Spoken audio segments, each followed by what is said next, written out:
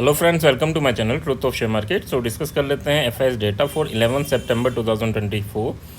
Important level क्या होने जा रहे हैं कल के लिए, एंड कल इम्पोर्टेंट क्या है। देखो, कल इम्पोर्टेंट ये है कि कल सीपीआई का डेटा आएगा, एंड डेटा जो आएगा उसके हिसाब से मार्केट कल 6:30 के अराउंड आएगा, है ना, शाम को।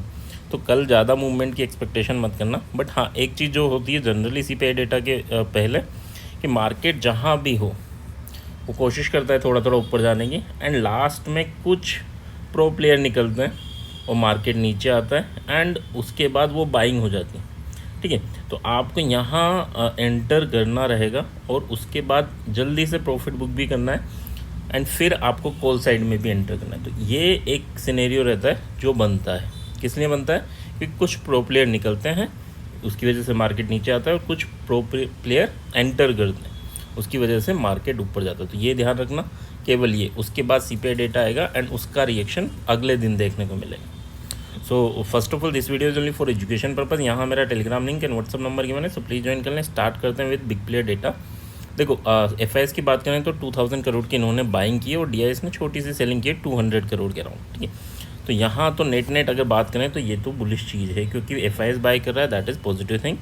और अगर इंडेक्स फ्यूचर की बात करें तो 168 करोड़ की बाइंग है, और स्टॉक फ्यूचर में 3900 करोड़ की सेलिंग है। यानी थोड़ा सा स्टॉक स्पेसिफाइड प्रेशर कल भी देखने को मिल सकता है हमें। इंडेक्स ऑप्शन की बात करें तो इंडेक्स ऑप्शन में देखो, यहाँ पर 38,000 करोड़ की सेलिंग है, और सेलिंग का मेजर पार्ट क्या है? मेजर पार्ट है फिन निफ्टी, जिसकी आज एक्सपायरी थी। बाकी जगह छोटी छोटी बाइंग और छोटी छोटी सेलिंग ज़रूर है ना। तो अब हमें कल किन लेवल्स का ध्यान रखना है, किस वे में ट्रेड करना है, तो थोड़ा सा इन चीज़ों का ध्यान रखना है। लेवल देख लीजिए। लेवल आपके लिए क्या है? देखो, जो डेटा है वो साइड वे टू बुलिश है, उसमें कोई डाउट नहीं है ना। अब यहाँ पर 25,120 का रेजिस्टेंस आज फेस किया निफ्टी ने। कल जैसा हमारा डिस्कशन होता है कि एक बड़ा मूवमेंट देखने को मिलेगा, तो एक बड़ा मूवमेंट हमें देखने को मिला है ना। अब यहाँ पर कल क्या है? 25,120 इसका लेवल टूटता है, ऊपर क्लोजिंग देता है, तो 230 तक जाने की कोशिश कर सकता है। बट अगर 230 पर भी चला जाता है ना, और यहाँ पर आपका इसके ऊपर भी कंसोलिडेट करता है, तो लास्ट में एक प्रेशर जनरेट ज़रूर होगा, जो यहाँ तक आएगा 150 के अराउंड तक, और फिर वापस ये बाउंस कर जाएगा। तो इस चीज़ को ध्यान रखना। धीरे धीरे करके दिन भर यहाँ जाएगा और लास्ट में एक प्रेशर बन के ऊपर चला जाएगा। तो इसको आपको ट्रेड करना है। इससे नेक्स्ट लेवल कल मुश्किल है, ठीक है। बट अगर आप यहाँ पर एंटर भी करते हैं, इसके ऊपर सर्वाइव करता है, एंटर करते हैं, तो एसएल ज़रूर लगा दीजिएगा, ठीक है। उससे क्या होगा? हम छोटे से लॉस में निकल जाएंगे अगर मार्केट में कोई करेक्शन आता है। ओके, नीचे कब देखना है हमें, या फिर हमें ये कब सोचना है कि यहाँ थोड़ा बेयरिशनेस देखने को मिल सकती है? तो 24,980 का लेवल अगर टूटता है, सस्टेन करता है, तो 24,835 एंड देन 24,700 ये लेवल आपके लिए इंपॉर्टेंट होंगे अगर थोड़ी भी बेयरिशनेस आती है, ठीक है। साथ में क्या आपको याद रखना है कि अगर ब्रेक डाउन होता है और नेक्स्ट 15 मिनट की कैंडल में वापस ऊपर आ जाता है, तो that is a bullish scenario, और ब्रेकआउट होता है और नेक्स्ट 15 मिनट की कैंडल में नीचे आ जाता है, तो that is a bearish scenario. इन चीज़ों का ध्यान रखना है। बट हाँ, कल सीपीआई डेटा के रेस्पेक्ट में क्या करना है हमें? केवल ये चीज़ ध्यान रखनी कि ऊपर जा रहा है और लास्ट में कंसोलिडेट कर रहा है, तो पी काफ़ी कम हो जाएंगे बैंक निफ्टी के, है ना। और वहाँ पर आप छोटा सा रिस्क लेके बड़े प्रॉफिट बुक कर सकते हैं, यानी 10 रुपये की चीज़ 70-80 जाते हुए ना, तो उन चीज़ों को आप बुक कर सकते हो। अब इतना दूर का भी मत ले लेना कि उसमें कुछ बचे ही नहीं, है ना। तो आराम से वेट करना, 1-2 बजे तक का वेट करना, और उसके बाद आपको ये वाला मूवमेंट लेके चलना है कि ये मिल सकता है ना।